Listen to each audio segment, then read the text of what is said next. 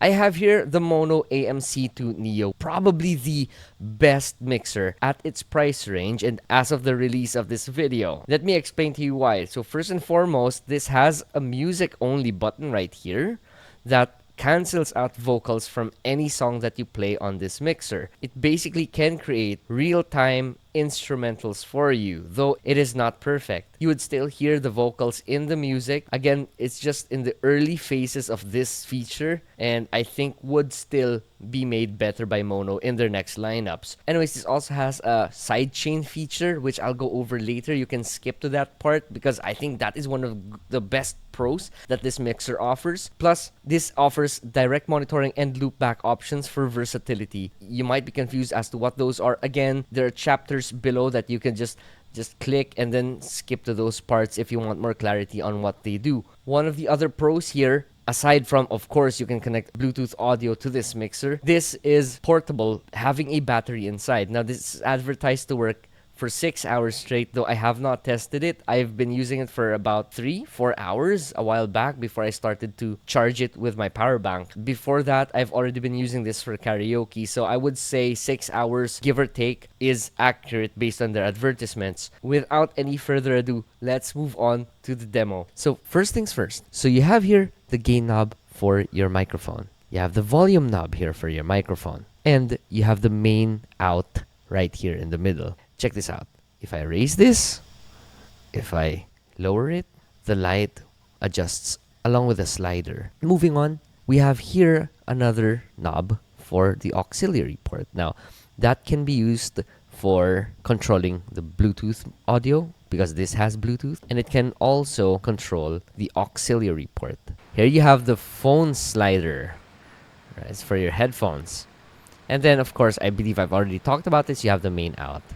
Alright, so let me walk you through how I do my gain staging. Anyways, I start with the USB stream out.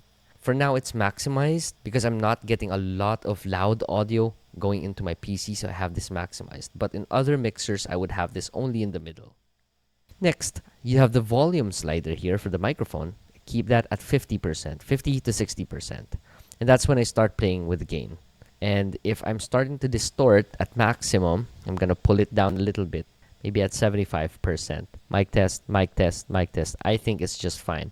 Now, I'm getting good audio already on my PC based on my sound meters there. However, the sound meter here is not showing that I'm reaching at least a good level right here. This meter right here should tell you if you're peaking or not. In this case, even if we peak, the meter will not show that to us. What if I maximize all of this? Mic test, mic test. Mic test, mic test. Based on my audio meters on my computer, I'm already peaking, but based on this sound meter, I'm just reaching about 80, 90%, 70% even. But anyways, let me pull that back down. So that's basically how I do my gain staging. So this has a 48 volt phantom power available, even if this is just battery powered. Imagine that. You don't need to plug this anywhere. The battery alone can power the microphone with 48 volts of phantom power. Then you have a couple, actually, I think that's 4 reverb presets right here. So let me just toggle one. So this is the karaoke mode. And I don't know how it sounds like because I'm not monitoring myself, but I'll tell you my favorite reverb preset. So this is what church sounds like. How do you like it? Do you like my sound? This is the hall preset. How do you like it? Do you like how I sound or nah? This is valley. Valley? Ballet? And this is my favorite reverb preset. Room. I think this is the best for my specific vocal tone. Next, we have here the sidechain button or the music only button. This is a really cool feature. So if I am playing music via Bluetooth or my auxiliary input, if I turn sidechain on, it's going to pull the music automatically down every time I speak. Stream beats, let's play that. Mic test, testing microphone. You see that the music is pulled down and my voice is isolated a lot more so that you can hear my voice better. Now, if I hold this button, there's a prompt that says music only. So what that does is basically automatically takes out any vocals from the songs that you play. Though it's not perfect though, I think it's one of a very good addition. With this feature right here, you can turn any song, any music into a karaoke audio. Next, we have here direct monitor. Now, the main issue that I've found on this mixer is the delay on their monitor. Now, I've used a lot of mixers in the past, none of which would have delay as much as this has. Now, if I hold direct monitor, it says loop back on. So what loop back does is basically all the audio that's coming in from this USB cable right here, which is basically from my Windows PC, all that audio will loop back into the PC. So basically, I could play a karaoke song on my PC, record on my PC, and it will pick up both the karaoke song and my voice together, if that makes sense. And I'm trying to verbalize it as best as I can. Moving on to the next, you have pitch presets right here. So this is the female voice. Hi, this is my voice with a male pitch preset. This is my voice with a baby pitch preset. What? Robot? I'll listen to this later on. Okay, now we're back to my original voice. Next, we have the noise reducer here. Now, right now, I have PC fans turned on and they're pretty noisy. I might turn on another fan here. So a hum might be louder from my background. If I turn on noise reducer. So this is the low noise cancellation. Let me set it to high. So this is what the high noise cancellation sounds like.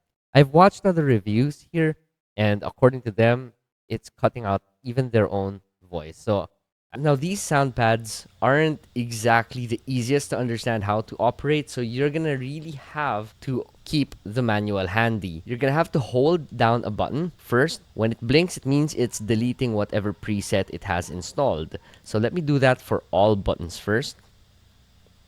When the blinking stops, it means all the presets that are pre-recorded on these sound pads have already been removed. Now, if there is no recordings on each of these sound pads, you can just simply press one and it's going to start recording. This records up to 20 seconds total runtime. I'm not sure if you can record multiple sound pads at once, but let's record this for A and let me loop it or play it back to you afterwards. Done recording. If I press A, and it's going to start recording. This records up to 20 seconds total runtime. Now, overall, I did not like that the monitoring here had delay. It just bothers the heck out of me. And I think if you're a musician aiming for the lowest possible delay, this may not be the best for you. However, it's still usable for karaoke purposes, okay?